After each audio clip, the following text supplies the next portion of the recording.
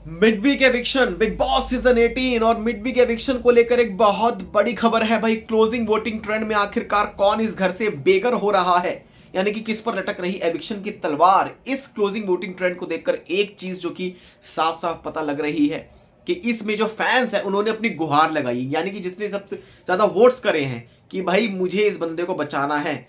सो यहाँ पर जो अब फैंस की जो वोटिंग है वो काम आ रही है। तो आप समझ सकते हैं कि कौन किस किस के बीच में जो है तगड़ी टक्कर है। तो यहां पर आपको बताते हैं क्लोजिंग वोटिंग ट्रेंड जो कि आज शाम 5 बजे तक था, अब खत्म हो चुका है।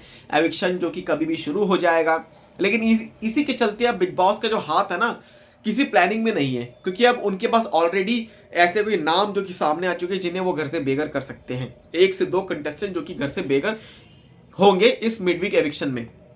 खैर अब कौन कौन है उनके नाम आपको बताते हैं।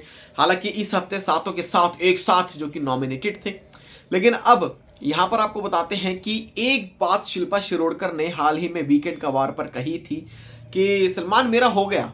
मतलब शायद उन्होंने कहा था, आई थिंक वीकेंड कवार पर ही कहा था, और उन्होंने ये भी बड़ा हिंट दिया था कि भाई मैं मुझे मुझे पता है मैं बाहर जाके मेरा बहुत सारा काम वेट कर रहा है, यानी कि बहुत सारा काम अब मुझे मिलेगा, मुझे काम करना है। अब मेरा जो काम वेट कर रहा है, यानी कि बाहर वो निकलेंगी तो अब उनके पास काम आएगा, बहुत सारा एडवर्टीजमेंट आएगी, जो भी चीजें हैं सीरीज वीरीज कुछ भी है वो आएगा ही आएगा उनके पास। एंड ये चीज उनको भी श्योर थी कि उनके पास 15 हफ्ते की मिनिमम गारंटी थी, जो कि कहीं ना कहीं खत्म हो चुकी है अब। राइट तो यहां पर 7वें नंबर पर शिल्पा शिरोडकर है, क्योंकि उनकी फैन फॉलोइंग इतनी ज्यादा नहीं है भाई। ठीक है, तो यहां पर फैन फॉलोइंग वाली बात सामने आती है। तो 6ठे नंबर पर यहां पर ईशा सिंह का नाम आता है। एंड ईशा सिंह जो कि ऑलरेडी पहले भी कभी वोटिंग ट्रेंड में वो कभी रही हो, यानी कि कभी वो नॉमिनेशंस में रही हो, लेकिन जिस इन सब के चलते यहां पर एक बड़ी चीज हुई है कि ईशा जब भी नॉमिनेशंस में हुई है और अगर वोटिंग ट्रेंड आया है तो ईशा हमेशा सेकंड लास्ट ही वो दिखी थी हमेशा। अगर 6 लोग नॉमिनेशंस में तो वो 5वें नंबर पर रहती थी, अगर 5 लोग हैं तो वो चौथे नंबर पर रहती थी, 7 लोग हैं तो वो 6ठे नंबर पर रहती थी। तो कहीं ना कहीं ईशा सिंह का जो सपोर्ट है वो नहीं है बाहर से, ये बात जो है साफ नजर आ रही है। And she is on 6th number.